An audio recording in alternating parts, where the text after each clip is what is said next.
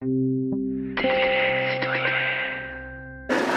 a décidé de se réunir aujourd'hui dans la rue pour battre le pavé.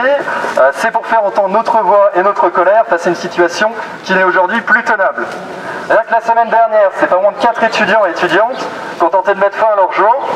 2 étudiants ont tenté de se défenestrer depuis leur fenêtre de résidence universitaire à Lyon.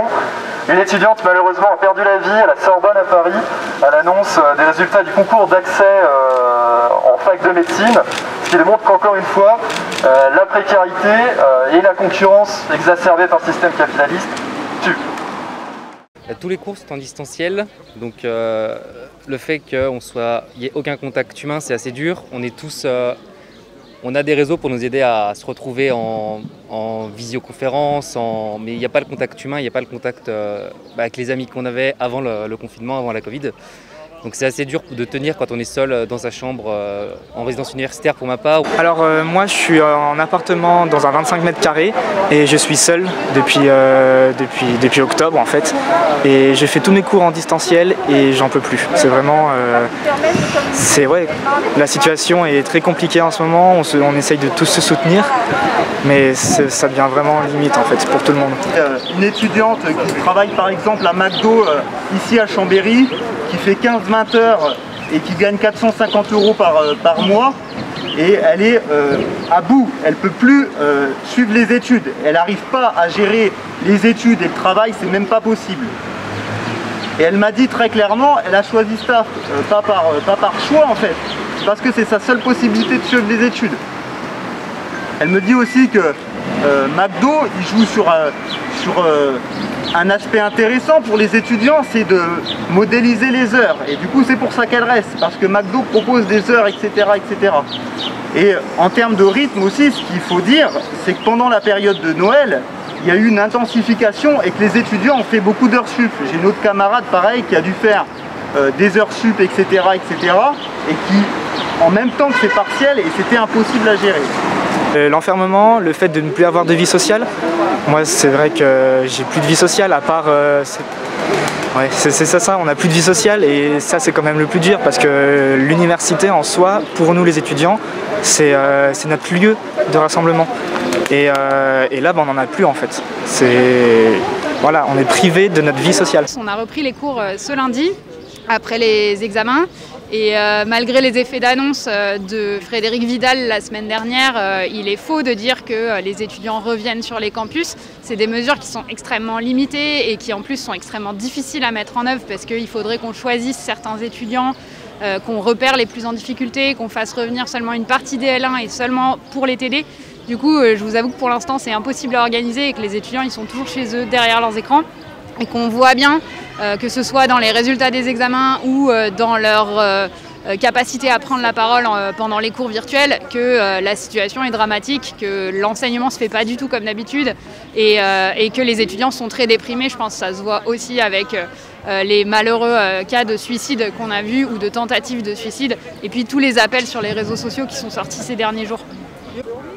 Déjà que ce que je trouve complètement absurde, c'est que les collèges, les lycées restent ouverts une semaine sur 2 pour les lycées, d'accord, mais ils restent ouverts. La fac est fermée, donc il y a déjà un fossé qui se creuse entre les éducations.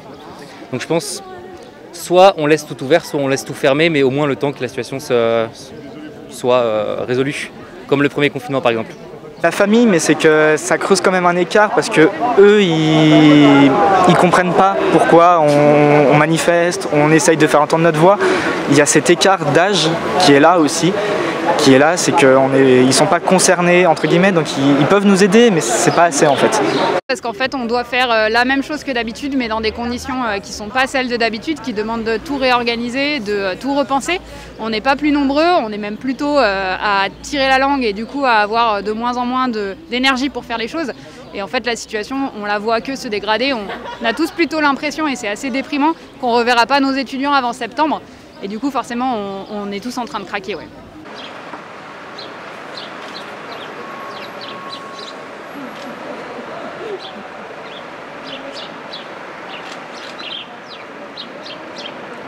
Donc des embauches, et tout particulièrement dans les centres de santé sociaux des universités, ces centres qui ont pour mission la prise en charge psychologique des étudiants et des étudiantes en situation de précarité ou de grande détresse. Et la vague de suicides récente démontre naturellement l'inefficacité, les trous laissés dans ce système de santé sociale à l'université. Donc renforcement de ces derniers. Enfin, je l'évoquais, réquisition de nouvelles infrastructures. Cette réquisition nous permettrait donc de dédoubler les promotions et de permettre ainsi la réduction des effectifs afin d'éviter, bien sûr, une trop forte concentration des étudiants en un seul lieu. Enfin, avec la crise et les pertes d'emploi et de revenus, se développe la misère étudiante et la faim dans les logements exigus et parfois insalubres. Or, les étudiants, du fait qu'ils n'ont pas de statut de travailleur justement, n'ont ni droit aux allocations chômage après avoir perdu leur job, ni au chômage partiel, car la plupart du temps on occupe des contrats précaires. Solidaires étudiants demande donc que soit mis en place un revenu étudiant à hauteur minimum du SMIC, en urgence, avec une augmentation des aides sociales pour les plus précaires. Depuis plein d'années, il y a une accumulation. Moi, c'est ma première année en tant qu'étudiant, je ne peux pas parler pour les autres années, mais j'ai eu quelques échos quand même. C'est vrai que c'est un peu une accumulation de tout.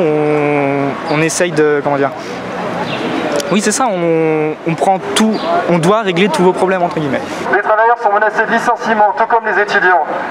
Et il est en ce sens central de faire la jonction avec les luttes ouvrières, comme c'est le cas en ce moment chez les raffineurs de Grand Puy, un gros big up à eux, où les grévistes rentrent dans leur 3e semaine de conflit. Ouais. La crise, elle touche tout le monde, sauf que nous, ça sera notre avenir en fait. Ça sera principalement notre avenir. On est touché par la crise du climat aussi. C'est un peu la goutte d'eau qui fait déborder le vase. Nous devons également s'emparer d'une des revendications centrales des salariés actuellement en lutte, à savoir l'interdiction des licenciements. Mais aussi parce que nous voulons imposer ces mesures, il faut aller chercher l'argent, enfin le pognon, le flouze, le fric, la moula, la thune, vous voyez quoi, là où il existe, c'est-à-dire dans les profits faramineux du patronat. Pour mener à bien nos revendications, il nous faut construire la mobilisation, et cette mobilisation passera le 26 janvier. Donc je le rappelle, à Chambéry, à 14h30, rassemblement et départ de la manifestation devant l'hôtel de ville pour la journée de défense des services publics. Et l'université doit être un service public, censé s'attaquer par la bourgeoisie, nous devons donc le défendre.